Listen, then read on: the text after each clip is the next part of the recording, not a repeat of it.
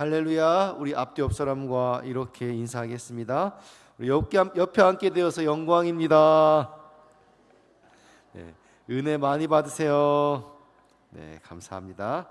오늘은 열왕기상 1장 5절에서 10절 말씀을 살펴보면서 스스로 높이려는 자라는 제목으로 하나님 말씀을 전하겠습니다.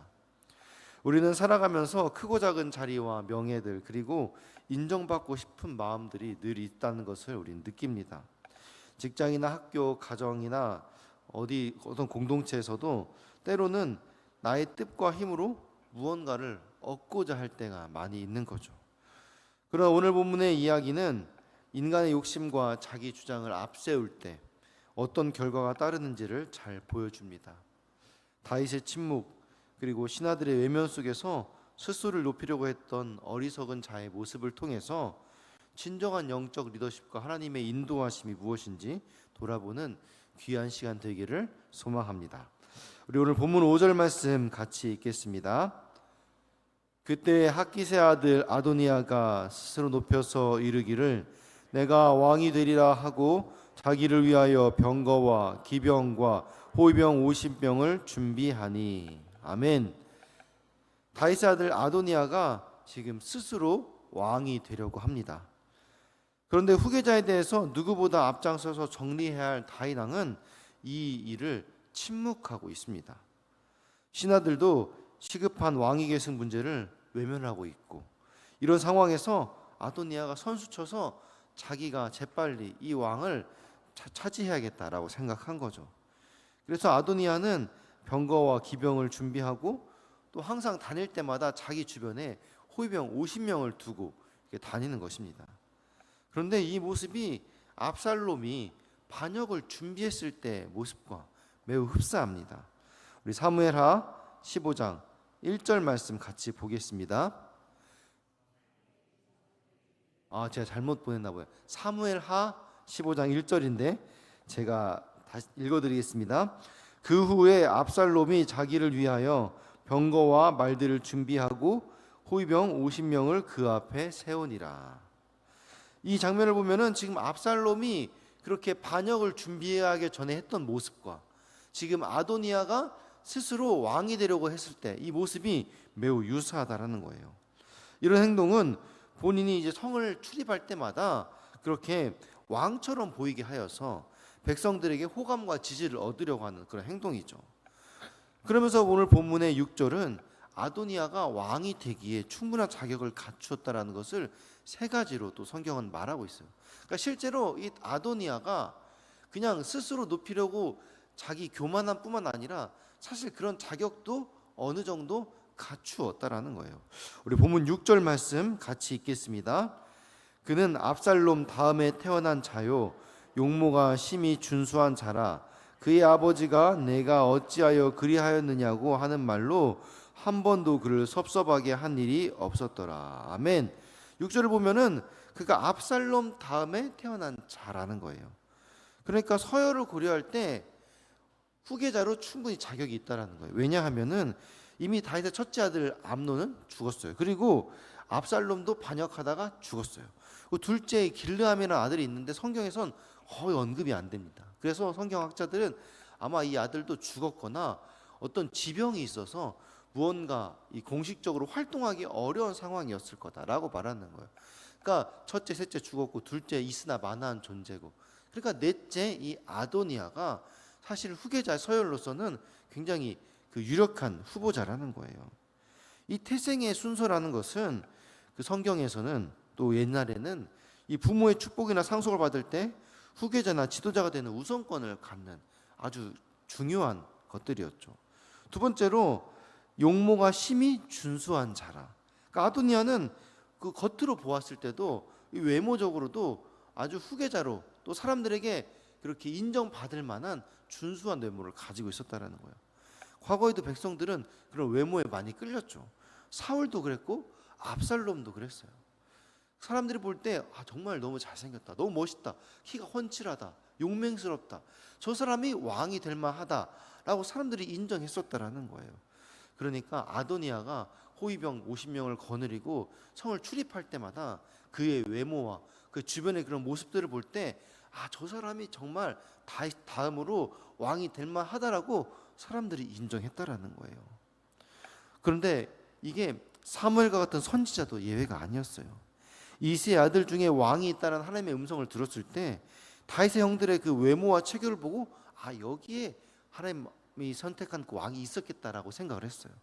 그런데 다윗을 보고는 그런 생각을 사무엘조차도 전혀 그렇게 생각을 못했다라는 거예요. 그러나 하나님은 외모가 아니라 중심을 보시는 분이죠. 세 번째로 아도니아는 다윗이 핀잔을 주거나 섭섭하게 한 적이 한 번도 없을 만큼 나무랄 데 없는 그런 아들이었다라는 거예요.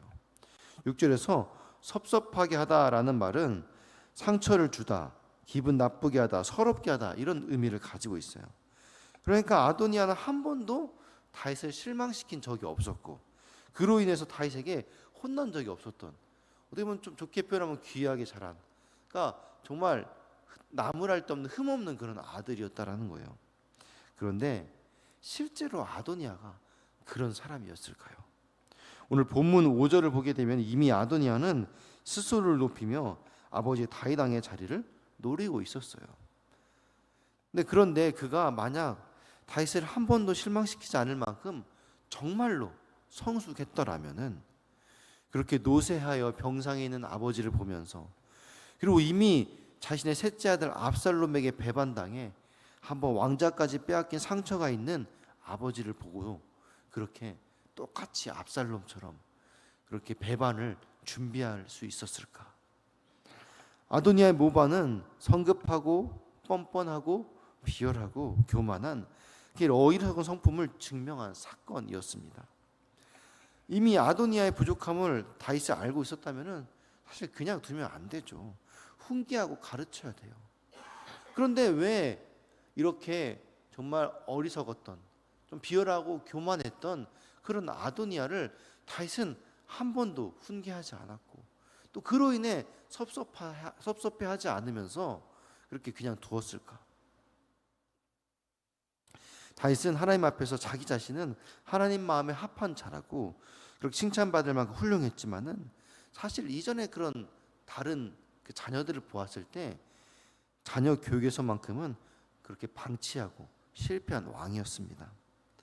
다윗은 첫째 아들 암논이 이복 여동생 다말을 강간했을 때에도 또 그 일로 압살롬이 화가 나서 그 암논을 죽였을 때에도 다윗은 그저 아들들의 행동을 슬퍼할 뿐이었지 그들의 잘못을 훈계하고 가르쳐서 바로잡지는 않았어요.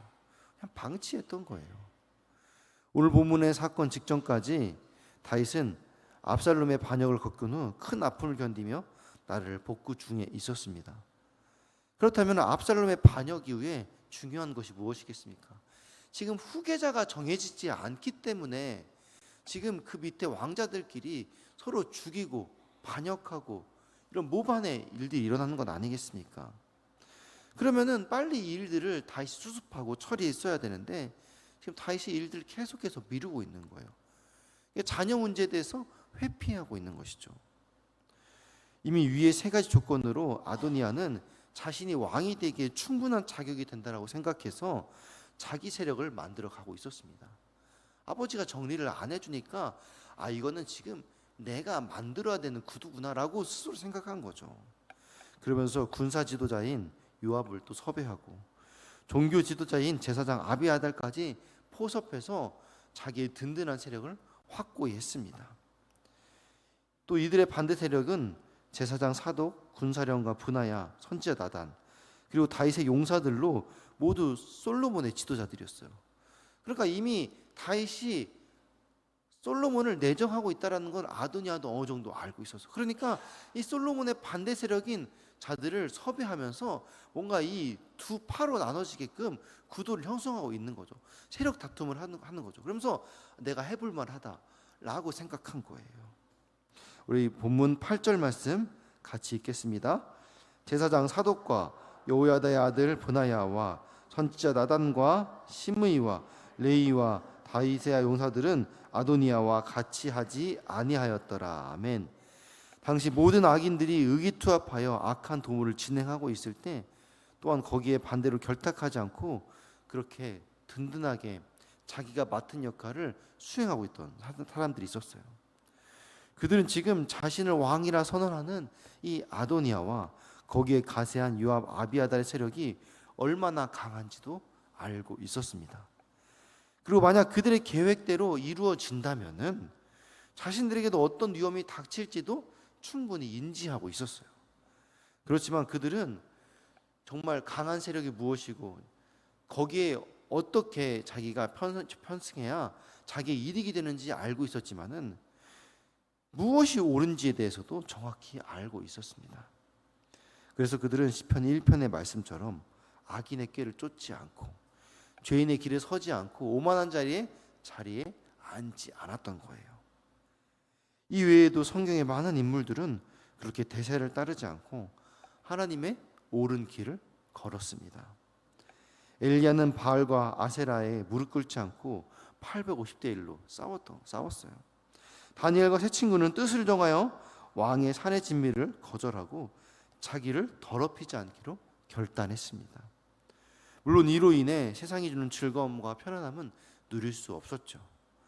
그러나 그들은 세상이 이해할 수 없는 놀라운 하나님의 능력과 보호하심 속에서 승리의 길을 결국 걸었습니다. 왜냐하면 그들은 불의와 적당히 타협하는 비굴함이 아니라 어떤 환경에서도 의를 든든히 지키는 그런 공의 가운데 더 확실한 보장이 있다는 것을 분명히 알고 그것을 믿었기 때문입니다. 우리 본문 9절 말씀 같이 읽겠습니다. 아도니아가 에느로겔 근방 소엘렙 바위 곁에서 왕과 소와 살찐 송아지를 잡고 왕자 곧 자기의 모든 동생과 왕의 신하가 된 모든 사람을 다 청하였으나. 아멘. 아도니아는 다윗궁에서 한 800m 정도 떨어지는 그 에르노겔 그 샘 근처에서 자기의 추종자들을 다 모아가지고 거기서 잔치를 열었습니다. 그리고 거기서 양과 소와 살찐 송아지를 잡았다라고 하는데 이것은 지금 화목제와 번제를 드렸다는 것을 의미해요. 그러니까 아도니아는 지금 하나님께 드리는 형식을 취하면서 무언가 공식적으로 이제 우리 무리가 우리 세력이 이제 하나님 앞에서 정말 이 나라를 제대로 다스리기 위해 우리가 헌신합시다라고 뭔가 제사 형식을 갖췄지만은 정말로 하나님의 뜻을 묻는 데는 관심이 없었다는 거예요. 이미 다윗의 마음은 하나님께 묻고 기도하여서 받은 그 솔로몬에게 향해 있었습니다. 그러나 다윗이 공식적으로 언급을 아직 하지 않으니까 아도니아는 이때다 싶어서 하나님의 뜻을 묻지 않고 자기 뜻대로 사람을 모으고 자기 뜻대로 하나님께 제사를 드려서 자신이 왕이 되는 것을 하나님의 뜻이라고 암묵적으로 공포한 것이에요. 이렇게 제사를 구실 삼아 사람들을 초청해 스스로 왕이 됨을 자축하고 세력을 모았던 방식 또한 사실 압살롬이 반역을 준비할 때 썼던 방법과 똑같은 것입니다. 이들 중에는 압살롬이 반역을 준비할 때처럼 아도니아의 의중을 모른 채 그냥 그렇게 대세에 흔들려 참석한 자들도 있었습니다. 아도니아는 스스로 높아지기 위해 그렇게 많은 사람들을 모아 모반을 준비했습니다. 그러나 그렇게 스스로 높아지기 바랬던 아도니아는 물론이고 그의 동조에서 반란에 가담한 자들은 결국 궁극적으로 가장 낮은 자리에 처하게 되었습니다. 이렇게 스스로 높아지려고 하는 사람은 하나님께서 결국 낮추십니다. 그러면 우리는 스스로 높아지고자 악을 행하면 안 된다는 거예요. 대세에 따르면 안 된다는 거예요. 하나님이 원하는 옳은 뜻이 있다라면은 비록 지금은 내가 비록 피해를 보는 것 같을지라도 끝까지 하나님이 책임져 주시는 그 영원한 보장 대신 생명에 우리는 목숨을 걸어야 하는 것입니다. 내가 높아지려고 하기보다 주님처럼 스스로 낮추어 낮은 자리에 섬길 때 하나님이 결국 우리를 높이시는 줄 믿습니다. 세상은 자기 주장과 성공을 위해 힘을 다하지만 하나님 나라의 원리는 정반대입니다. 오늘 우리도 그렇게 각자의 자리에서 나를 높이고 싶은 욕심이 아니라 예수님처럼 낮은 자리에서 섬기고 순종함으로써 하나님께서 높이시는 우리 모두가 되기를 주님의 이름으로 축원합니다. 아멘. 시간 들은 말씀 기억하며 함께 기도하기 원합니다. 같이 기도하실 때 스스로 높아지려는 교만을 내려놓고 예수님처럼 겸손히 섬길 수 있도록, 또 하나님의 뜻에 순종하며 끝까지 의로운 길을 걸을 수 있는 믿음을 주시옵소서. 또 우리 9월까지 담임 목사님의 안식월 기간 동안 회복과 재충전의 시간이 될 수 있도록 가정과 사역 건강을 지켜 주시옵소서. 계속 진행되고 있는 교회학교 여름 사역 가운데 하나님의 은혜와 인도하심이 함께 하시도록, 특별히 이번 주 유년부 여름 캠프가 있습니다. 우리 어린 다음 세대들이 하나님의 말씀을 듣고 변화되어 정말 하나님께 헌신된 자들로 세워지게 하여 주옵소서. 둔촌도 성전부지 그린벨트를 하나님의 때에 하나님의 방법으로 열어 주옵소서. 우리 올림픽파크 포리언 아파트 12,032세대 4만 명의 오늘 구원하는 일에 우리 교회를 사용하여 주옵소서. 몸과 마음으로 고통받는 성도님들 치유하여 주시고 돌보는 가족들 위로하여 주시옵소서. 우리 각자의 기도 제목을 위하여서 사랑하는 주님 이름 3번 부르고 같이 기도하시겠습니다. 주여